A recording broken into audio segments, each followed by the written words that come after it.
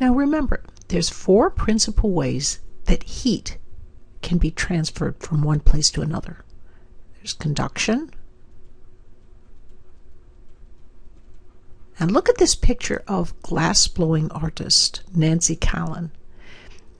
As you'll see in the video that I'll show next, there's heat that conducts along from the glass, along these metal rods that she uses to help form the glass. So conduction plays an important role in her work. Then, of course, there's convection. You can see she tries to keep herself well back from the heat of this glass object. And then radiation plays a surprising role. We're going to learn about that after this video, but see if you can figure out what the problem with radiation might be. And of course, I don't want you to forget the last, which is evaporation.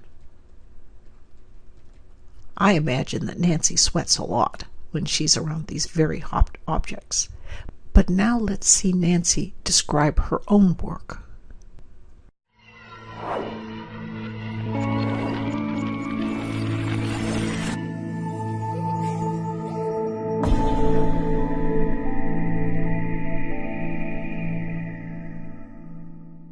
I love glass. I love the way it moves, the way it inspires, how it fascinates me.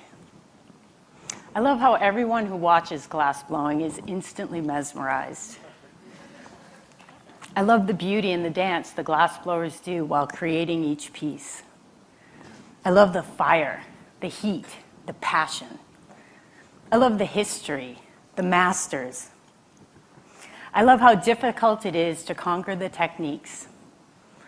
I love the sound of the furnace roaring, the torches blasting. I love how sexy glass blowing is.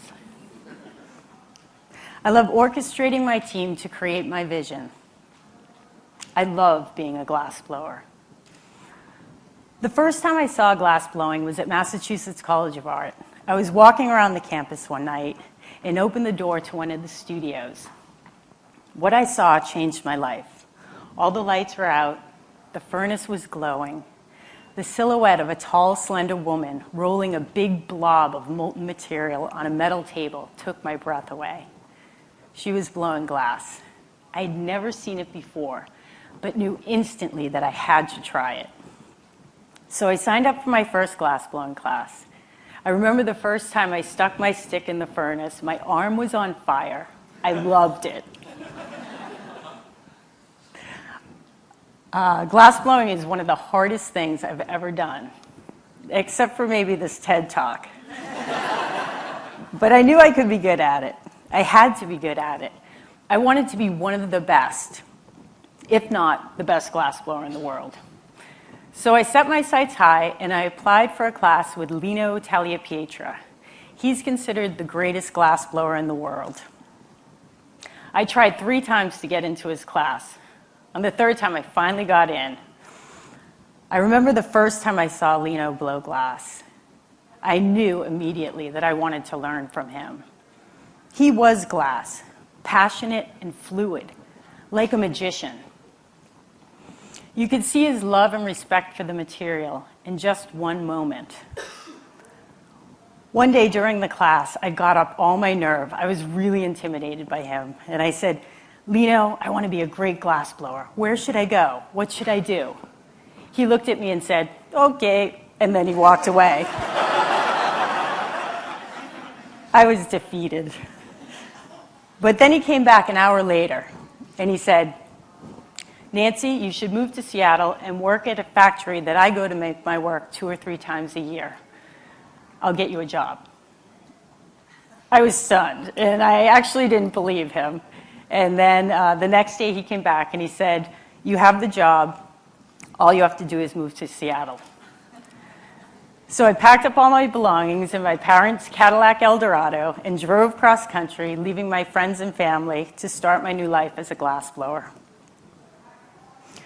When I got to Seattle, I didn't know a soul, but I had a job. I started working at Manifesto. It's a factory that specializes in hand-blown lighting.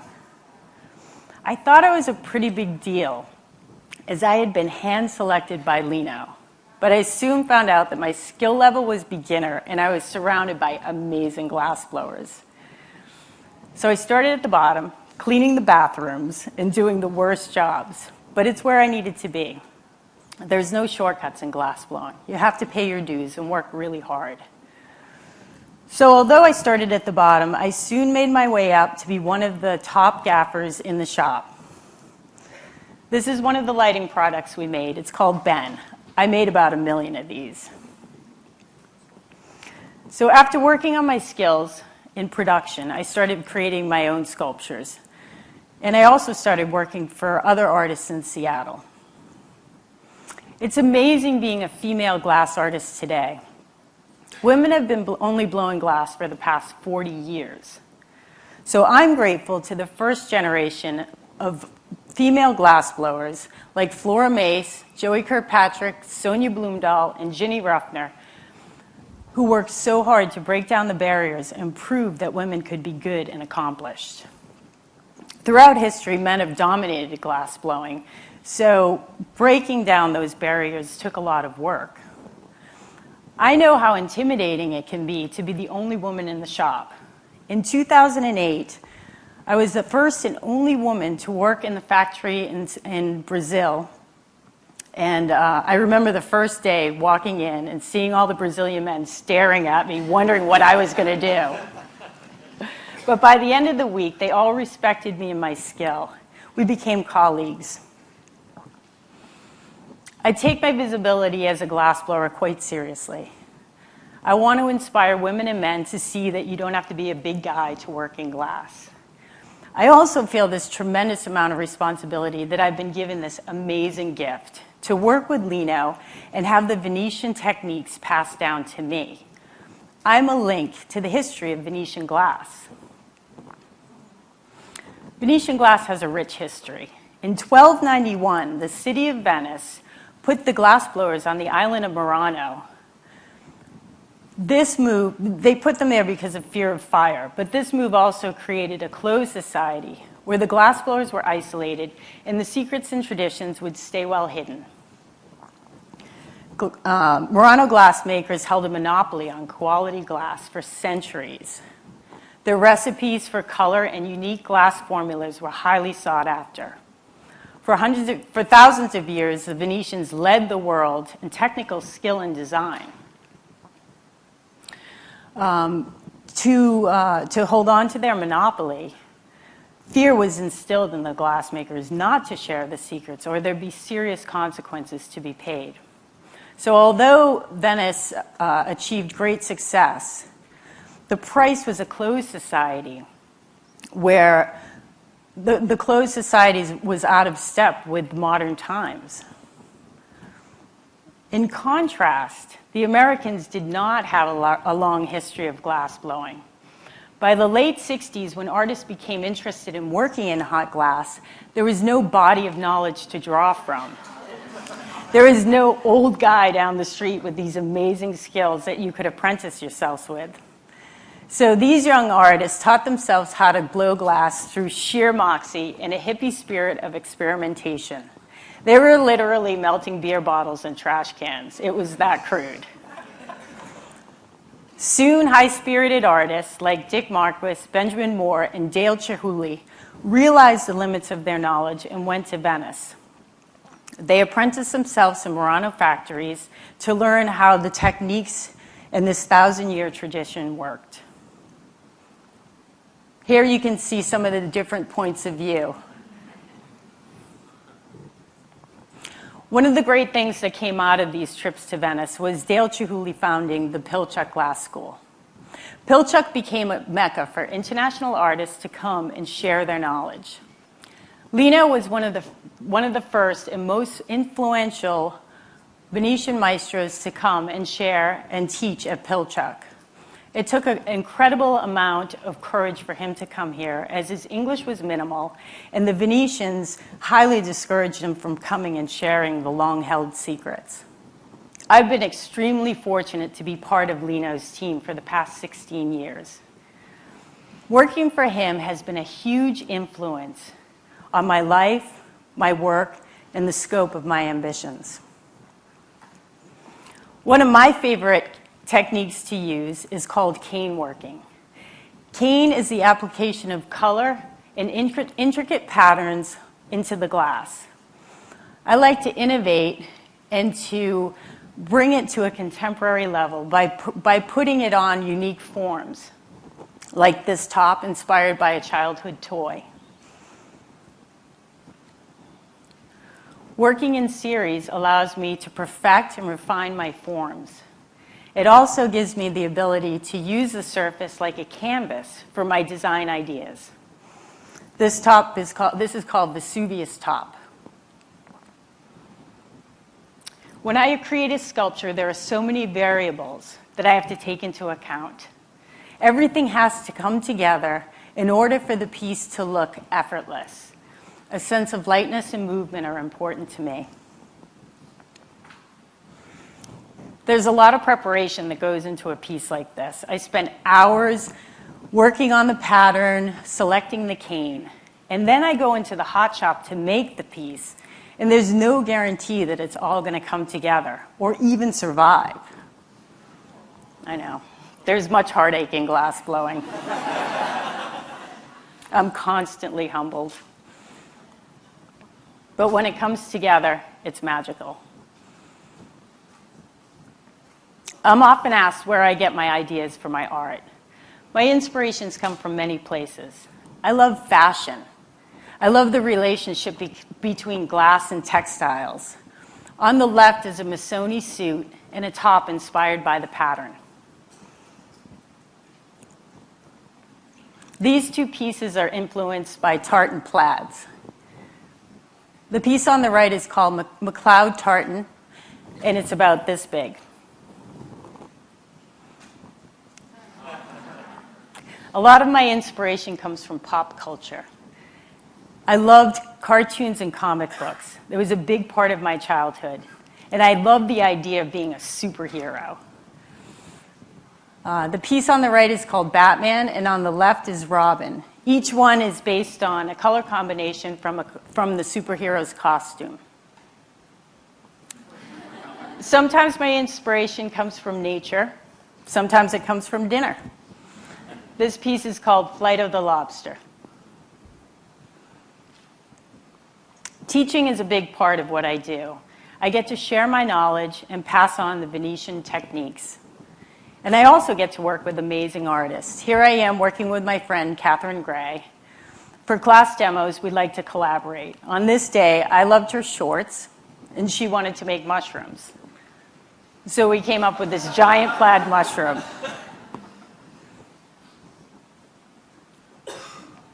These pieces are called bee butts.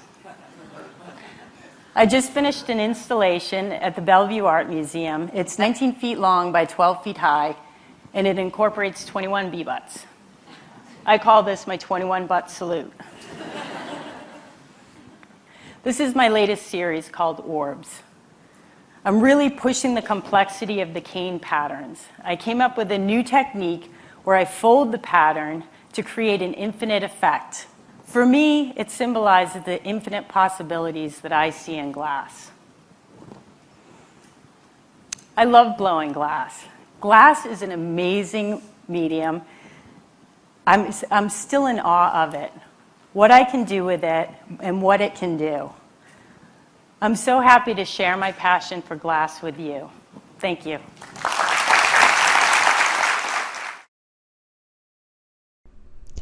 Here we are back with me. I've got a picture here so it can show you some of those heat transfer methods. You can see conduction would take place going back from this hot object back through the metal towards his hand, but his hand is well away, so there's time for, or there's the ability for some of that heat to convect away through the air. And we also see the smoke, which is indicative of the air as well, convecting away some of that heat. That's why he's staying well back from this. I'm not sure exactly how his hand is able, he must have some kind of mitten there that we can't see very well. He's got a little bit of sweat going on there. And what's the last one? Radiation. In that early period in Seattle that Nancy had alluded to, where artists were creating beautiful glass masterpieces out of sheer moxie, one of the dangers that they didn't notice, I mean, it's pretty obvious this is hot, you stay away from it, but they didn't know that because it's hot, it's also emitting electromagnetic radiation. And a lot of glass blowers got what was called glassblower's eye. Blower's eye. That's actually cataracts that are induced by this heat, the infrared radiation that's coming out of hot objects. So many of these early glass blowers ended up having terrible cataracts because of the work specimens that they used every day. Now, every object emits radiation, and the wavelength of that radiation that it emits depends on its temperature. So if it's a very cold object, like this cold coal, it will be down here in the radio wavelength, right? Something down there. But if it's hot, it will move up, the radiation that it will emit will move up, and you can see how that's glowing red? That's actually glowing red in this region where we can see it in visible light ranges. But it's also emitting quite a bit of energy in infrared right in here. And that can be powerful enough, right, that it can cause cataracts. It's got a lot of energy that it's carrying in this infrared. So in other words, it's this region where we can't see. It's down here below our visible range, but it's packing a wallop of energy in this invisible range. So it's still affecting our eyes, even though we can't see it. When we heat it up a little bit more, yes, it's still affecting our eyes, but at least we can see that it's glowing at that red hot range. And as you can get some kind of whatever substance you're heating up, if you heat it up more and more, you'll see it'll actually become blue or even white hot. And of course that means it's emitting this radiant energy at even higher frequencies. Later we're going to see how the sun emits various frequency spectrums or wavelengths, and most of the strength of what that sunlight emits is right here in visible ranges. So our eyes quite naturally have adapted so that we're most attuned to light in the visible ranges, because that's the range in which the sun emits. When we have incandescent light bulbs, we can't quite heat it up as much as the sun, and so consequently incandescent light bulbs of course emit at lower wavelengths because they're just not as hot, so they have more trouble emitting at this higher range of frequencies. Sometimes I'll say frequencies and sometimes I'll say wavelength. They're inversely related to one another. This is not something you need to remember, but it's just something that might clarify a little bit. C always stands for speed of light. This is the frequency of the light and the wavelength of the light. So these two items are inversely proportional to one another. So light that has a big wavelength, so this lambda is a big number, is of course going to have a low frequency to go with it. So big wavelength, small frequency, right? So we'll say a low frequency. And if the wavelength is very small, then the frequency will be very high, because they always have to equal the same number, the speed of light, which is something like 3 times 10 to the 9th meters per second. Now, another important point is that white surfaces reflect light. That's why the tops of school buses are painted white. They'll reflect the radiation that falls upon them so it doesn't heat up so much inside the school bus. Now, you might ask, okay, well, that sounds very good.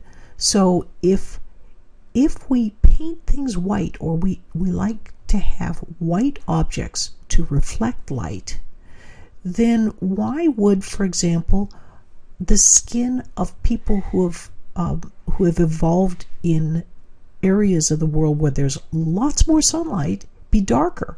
Wouldn't you think that it would be white skin because that would reflect sunlight?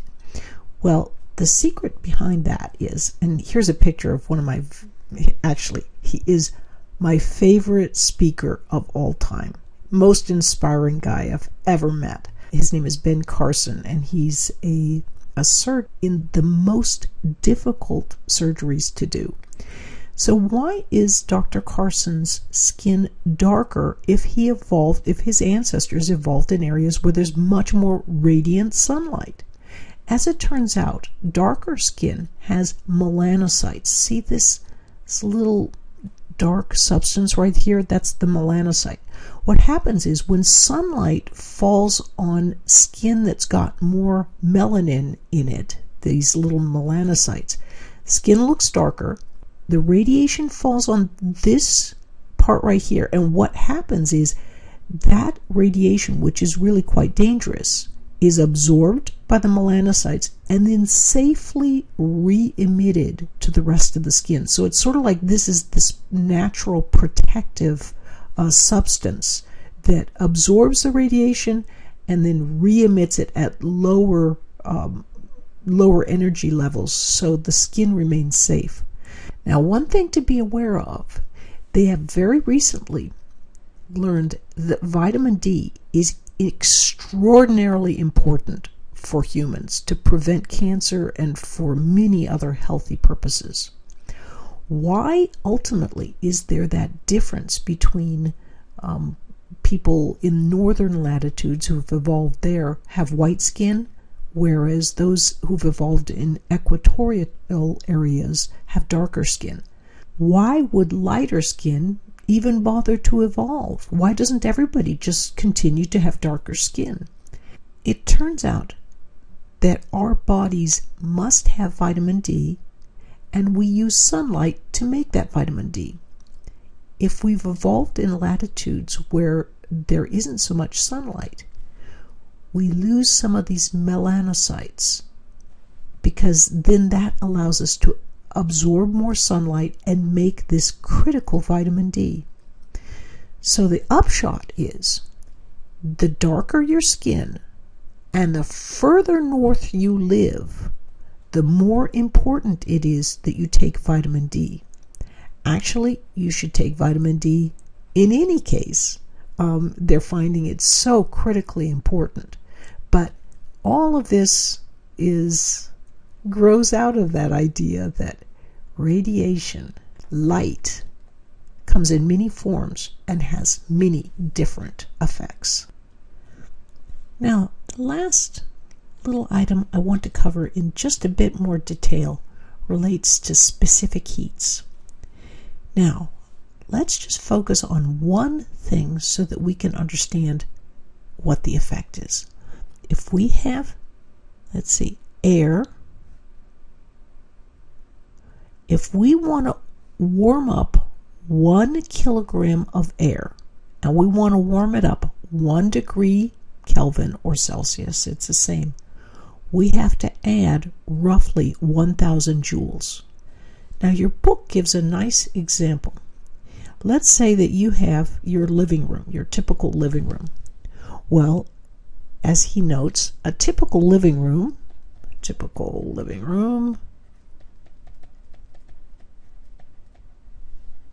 has something like 1,400 cubic feet. Okay, so we've got 1,400 square feet of air, or cubic feet of air. That is about 50 kilograms of air. Now, 50 kilograms, remember, just to warm up 1 kilogram is going to take about 1,000 joules. So if we wanted to warm up 50 kilograms, we're going to need that many joules, because that's how many per kilogram per degree Kelvin. So that turns out to be 50,050 joules for every degree that I want to warm it up. Wow, that's a lot of heat energy for every degree of temperature. So if I wanted to warm that room up by 10 degrees, what would I have to do? I'd say 50,000, 50, right? For my room, that's how many joules I need for every degree of temperature. If I want to warm it up by 10 degrees, and this is Kelvin degrees and Celsius degrees, they're exactly the same distance apart. So if I wanted to, I could write this as degrees Celsius, and notice I put a degree symbol with Celsius, but I don't put a degree symbol with Kelvin. Don't ask me why they do that way, but that's the way they do it. Anyway, so I would get 500, basically 500,500 joules would be needed if I wanted to warm my living room up by 10 degrees. Wow, that's a lot of heat. And we're going to see how those kinds of heaters work later on.